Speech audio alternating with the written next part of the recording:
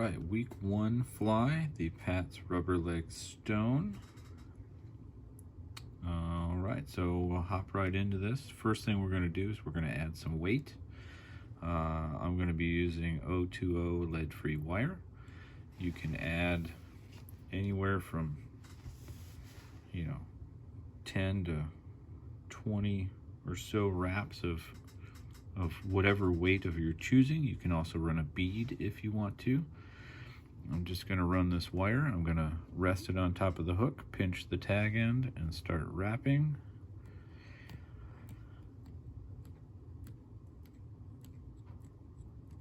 And I believe that's about 12 wraps, which is where I want it. You can adjust yours to however heavy or light you want to fish it. And I'm just gonna roll this tag end around, get it nice and neat. And we do want most of this weight in the forward half of this hook shank. So I'm gonna leave it right there. And I am going to start my thread right behind this. And I'm gonna build a little ramp here just to help hold this weight in place. Once I build that back one, I'm going to trim my thread, and I'm going to pinch this weight just to make sure it doesn't move on me. I'm going to advance my thread forward with some open spiral wraps, and I'm going to build another dam right in front to again hold this weight in place, and then I'm going to go back and forth over the weight just to help lock everything in. And I'm gonna end with my thread just behind the eye, about, I don't know, half an eye back. We don't want it too, a little better light here. We don't want it too close to the eye. We don't want to crowd the hook eye when we're done. And so now we're going to tie in our antennas and our tails, and we're going to do that basically in one step. We're going to take our flexi floss and we're going to hold it right in the middle, and we're going to form a loop. And I'm going to make that loop about a hook shank in length. I'm going to put that right where my thread is. I'm going to take a nice loose wrap, capture that, do a couple more tighter wraps as I wrap down, so make sure that's right on top of the hook. I'm now going to take the tag ends here. I'm going to stretch them as I do open spiral wraps all the way back to essentially the barb right about here. Right where that barb starts is where I want to have these tails come out. And again, this material is very, oh, it moved on me. This material is very durable, so you can really move it around, make sure it's where you want it. I'm going to trim these just so I'm not messing with them. They're not in my way as I tie. And again, these aren't exactly where I want them. I'm going to leave them for now, and I'll adjust them after we finish the fly. So now I'm going to take our body material, our Halloween chenille, and I'm going to take just the tip of it, and I'm going to prepare that by pulling some of that fiber out. I want these the core material to tie in, so I'm going to do a nice loose wrap, capture that, then with a little more pressure every time, tie that in. I'm going to let that hang out back for a second. I'm going to advance my thread up to just past where that lead starts. I'm going to let my thread hang because that's where we're going to tie in our legs.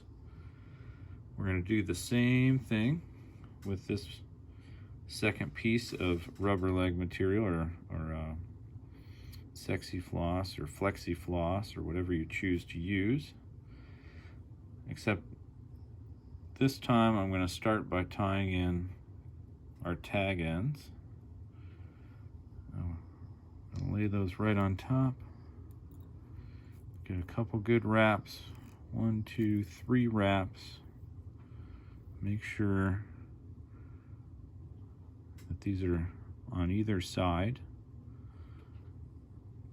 I'm going to pinch those, give it a little bit of pressure on the thread, and then with open spiral loose wraps, I'm going to advance my thread forward a little bit to where I want my second set of legs to be coming out. And you can see back legs here, front legs here, nice little gap to separate them. Again, on the side of the hook, get some good tension just so they don't move on us. Fold those back so I can advance my thread up to where the antennas are. And now, to keep these back legs out of the way, I'm going to fold them forward and put one loose wrap over them just to hold them where they are. Keep them out of the way. And now we're going to take our chenille body material, and I'm going to wrap this in touching turns up to where these legs are tied in, right about here. And now if I do another wrap of chenille, I'm going to wrap over the legs, so I'm going to unwrap those legs and hold those back, and then wrap in front of them. I'm going to get about, I might be able to get 3 turns.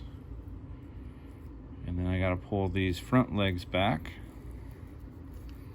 as I'm all hands here. I'm going to get 1. This is the tricky part, keeping the legs out of the way. 2 wraps in front of those forward legs.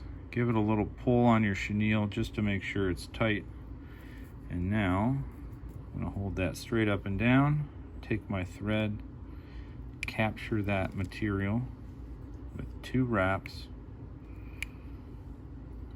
switch hands so I can then pull everything back, get some good tension up here, make sure nothing comes loose. And at this point, I'm going to cut my chenille out of the way. So we're done wrapping that.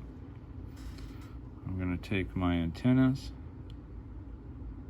I'm going to cut that loop, and then I'm going to take all 4 of my legs, and if I can get this to work right, I'm going to cut all of them at the same length, all at the same time. And again, you'll see that they're on top right now. I'm not too worried about that. What I'm going to do, I'm going to do a quick half hitch just to make sure I don't lose anything. I don't know where my whip finisher went, so I'm going to do this with my hands. Pull everything back. Try not to bump the camera. Get a 2, 3 turn whip finish, should be good. Get my fingers out of there. And now that we have whip finished, I'm going to come in, snip my thread, and now this is where you can adjust everything. Pull those antennas down, pull those legs down, get them where you want them.